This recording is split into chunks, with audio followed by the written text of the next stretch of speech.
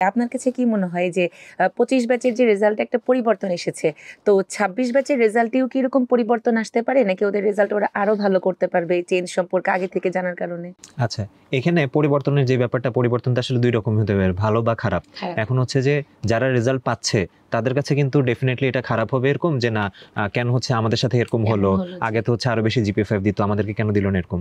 But আমরা যদি overall পার্সপেক্টিভে দেখি, অ্যাকচুয়ালি রেজাল্টের মান হচ্ছে ডেভেলপ হয়, বা ওই যে আসিফ যেটা বললো জিপিএ 5 পাওয়াটা বা এ প্লাস পাওয়াটা, এটা জেনুইন এ প্লাস হিসেবে হয়। সো একটা ব্যাপার ২৬ ব্যাচের জন্য ভালো যে ওরা ২৫ ব্যাচের রেজাল্ট দেখে ফেলার কারণে ওই আইডিয়াটা হয়ে গেছে যে না এখন হয়তো এত সহজ হবে না, বা খালি হচ্ছে পরীক্ষার আগে কোনো মতে পড়ে গেলাম, বা হচ্ছে যে কিছু শর্ট সাজেশন দেখে গেলাম, সেটা দিয়ে আমার পরীক্ষা মানে ভালো নাম্বার পাওয়া হয়ে গেলো, এত ইজি হবে না।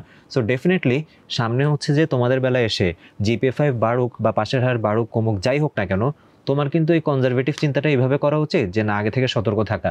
আমি কিভাবে নিজের পার্সোনাল প্রিপারেশনটা পুরো ব্যাচের যা হওয়ার হোক, বাট আমি আমার নিজের পার্সোনাল প্রিপারেশনটা পাশের হারের রেসপেক্টে বলি, জিপিএ 5 এর রেসপেক্টে বলি, কত বেস্ট নিতে পারি যাতে আমার হচ্ছে যে কোনো টেনশন করতে হয় না। এই যে দেখো এখানে জিপিএ 5 এর মধ্যে 25 সালে তো হচ্ছে যে 70,000 মানুষ প্রায় হচ্ছে জিপিএ 5 পাইছে।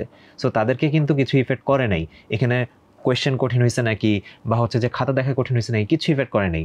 সো যতক্ষণ পর্যন্ত তুমি তোমার প্রিপারেশনটা বেস্ট ওয়েতে নিতে পারবা, সেটা পড়া কভার করা হোক বা হচ্ছে কোয়েশ্চেন সলভ করার ক্যাপাবিলিটি হোক, যত ভালোভাবে নিতে পারবা তুমি তত দুশ্চিন্তা মুক্ত থাকতে পারবা। তোমার তখন সেটা চিন্তাই করা লাগবে না যে আচ্ছা না কোয়েশ্চেন কেমন হচ্ছে, খাতা কে দেখবে, এই হবে নাকি সেই হবে।